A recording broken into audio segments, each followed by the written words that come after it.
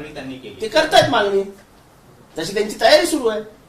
म्हणजे साहेबांचं नाव राजकीय पटलावर राहताच कामा नये अशी जी योजना ऐकतात त्यांच्या मनात किती वर्षापासून हा द्वेष साचलेला असेल विचार करा.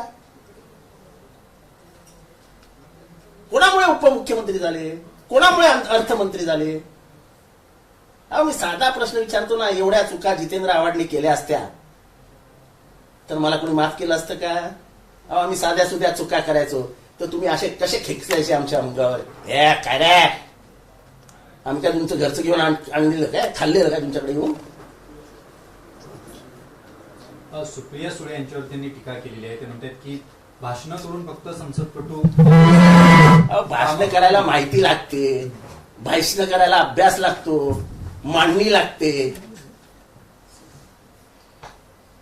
तुम्ही विरोधी बाकावरती येऊन भाषण करायचे, काय भाषण करायचे? तुमचा पीए लिहून द्यायचा आणि त्याच्यात पण विरोधी पक्षावरची जी महत्वाची टीका आहे ते तुम्ही बाजूला काढून टाकायचे. म्हणजे सत्ताधारी पक्षाचे, सत्ताधारी पक्षाचा अपोजिशन लीडर होतात तुम्ही. तुम्ही अपोजिशन पार्टीचे लीडर नव्हतात. सत्ताधाऱ्यांच्या टिपांवरती वागणारा अपोजिशन लीडर म्हणजे अजित पवार. त्यांनी दिलेली टिप ही तुम्ही बरोबर सकाळी मांडायचे आणि अपोजिशनचा चाललेला गाडा बरोबर वळवून टाकायचे.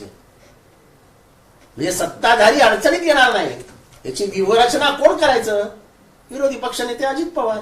काय सांगताय तुम्ही लोकांना? आम्ही साक्षीदार आहोत ना तुमच्या प्रत्येक वर्तणुकीचे आम्ही साक्षीदार आहोत.